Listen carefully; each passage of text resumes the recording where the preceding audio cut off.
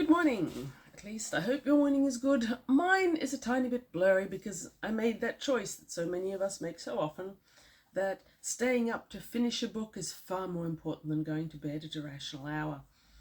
It's good to set oneself attainable goals, yeah? So, for this review, I am wearing one of my oldest and geekiest shirts. Much like the book, it is a little bit torn, it's stained in paint, it's not in great condition.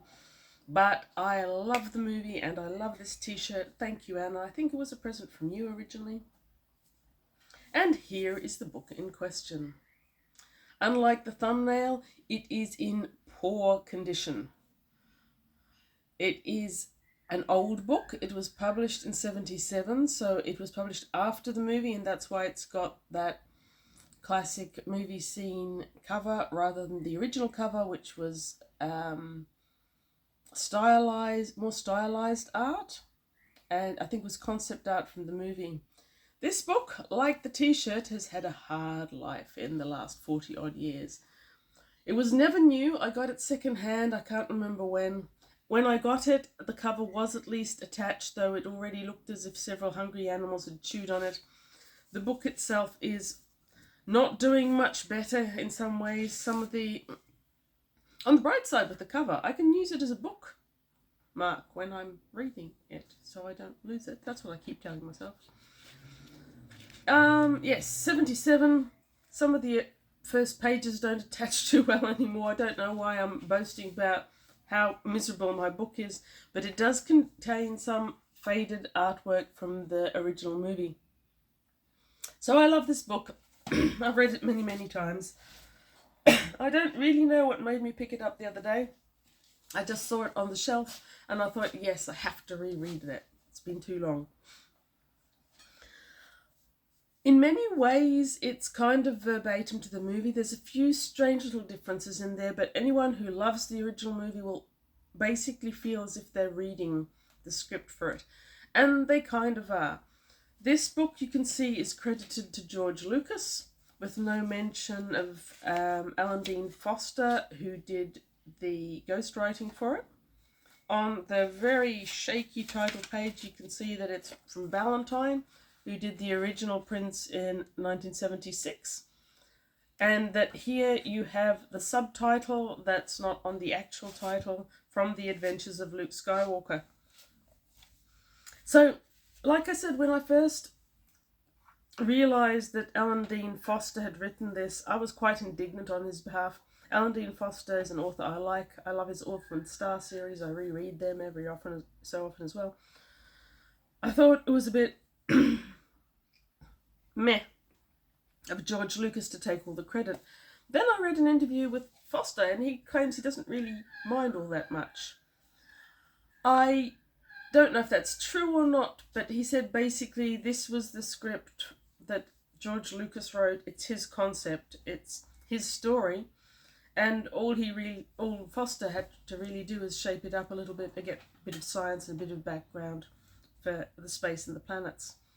So if the author doesn't mind, I guess, why should I? This also gave Foster a chance to write 2 more novels in the series. One was THX 1138. I'm pretty sure he wrote that one as well. I don't own that one anymore and I regret it. And he wrote Splinter in Mind's Eye, which was a intermediate book between the original 3. Which, as far as I'm concerned, the Star Wars books and movies are Star Wars, The Empire Fights Back, and Return of the Jedi. The other ones are what they are. The Disney franchise is what it is.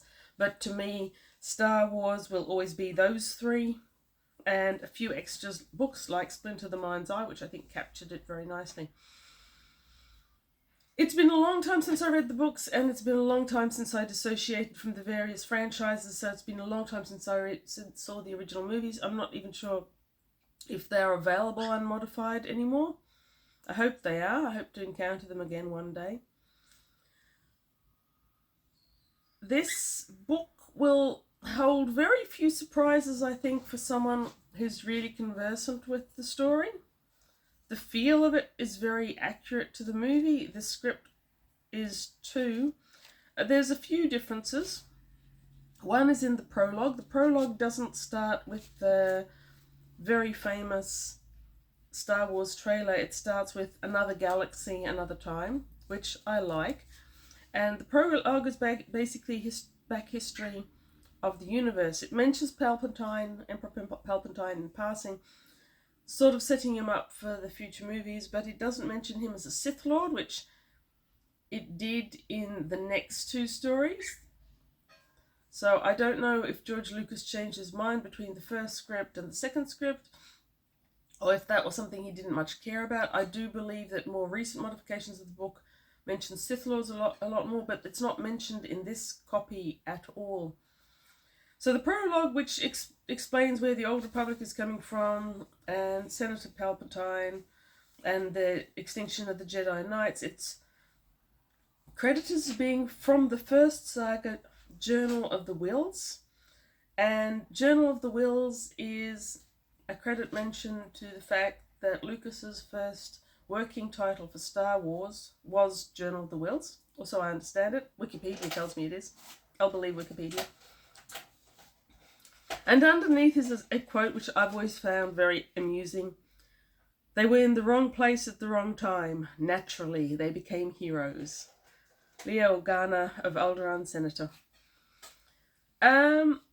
Okay, other than that, so in the first parts of the book, you've got a few differences. Foster fleshed out Tatooine and Luke's life there a lot more than you get in the movie. The movie is very focused. But in the book, it mentions friends, recreational occupations and things like that. So there's a whole heap of characters and events that don't occur. In the book, you also see Jabba the Hutt as a more human figure. I can't remember if he's actually human or if he's just a bipedal alien. He's described as ugly and shaggy, but he's walking to Han Solo's ship to ask for money or revenge. Clearly, in the movie series, I'm pretty sure that was cut. I don't know if it's present in any of the director versions. And then in The Empire Strikes Back, you've got that huge slug-like creature, eyes on stalks, which Jabba the Hutt became. So that's one change. There's no mention of Sith Lords anywhere through this. That's a slight difference. There's a few small things, like in the book, when the Empire gets into Senator Leia Organa's spaceship, they come in through the ceiling. I'm pretty sure that in the movie they blast a door open and you get this shot of the door blasting toward you with crewmen or rebels or whatever they are flying away from it. That's not a big thing, I think.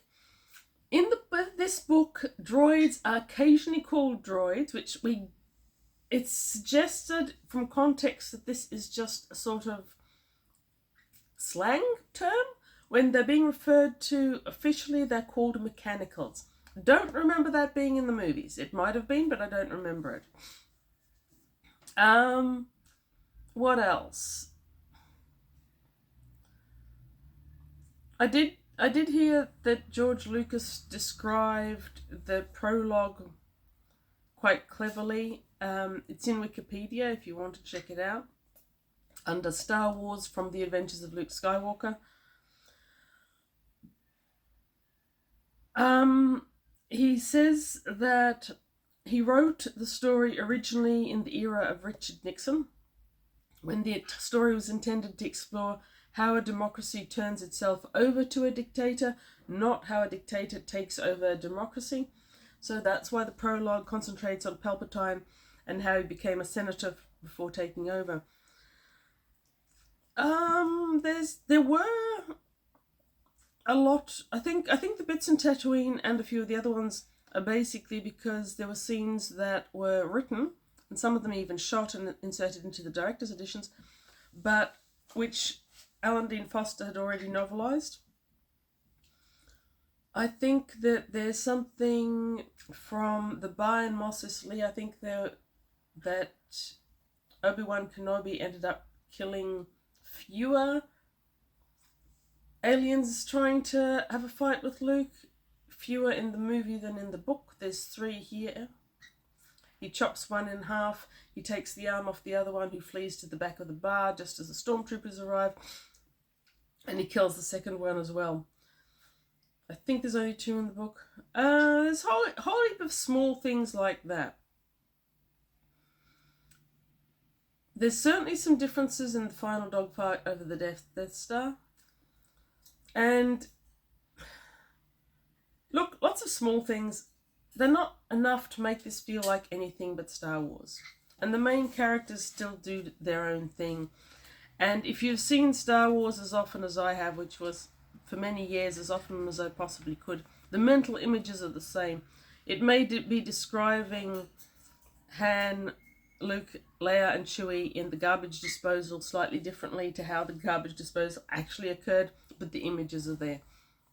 So having seen the movie so many times, I read this book, and basically the images that are in my mind are from the movie, and they are worthy images. There's been a lot of controversy over Star Wars, and it got sold, and now Disney has it, and I've got no idea where it's gone to.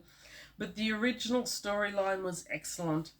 This was fairy tale in space, and so that covered all the things I love about it.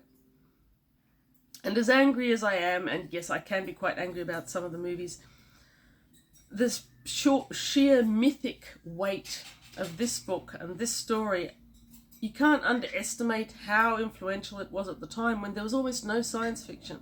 I suppose it'll be hard for many people to realise that back in '76, science fiction was so very genre that most people didn't even know what it was. There wasn't this wealth of it. Now you walk into bookstores and there's a shelf for science fiction and separate to fantasy. Go back to these days, a modern bookstore in 1977 probably had maybe 2 or 3 books awkwardly stuck somewhere because no one really knew what to do with them. It's a great expansion of humanity. I think science fiction is one of the best types of genres out there. I love it. Many other people do. They might have moved on from classic sci-fi fiction to young adult sci-fi or dystopia or something, but it's still very influential in society. And books like this, movies like this from the 70s are why it's out there, and they deserve all the credit they can possibly get. So yes, and Han shoots first, because of course he does. Of course he does. He's a smuggler, he's a mercenary, he's an adult, he's survived. He didn't survive by letting other people shoot him point blank and then going, oh, I'll be the nice guy now. I'll shoot them back. And you wouldn't, because you'd be dead. That's why he shot first.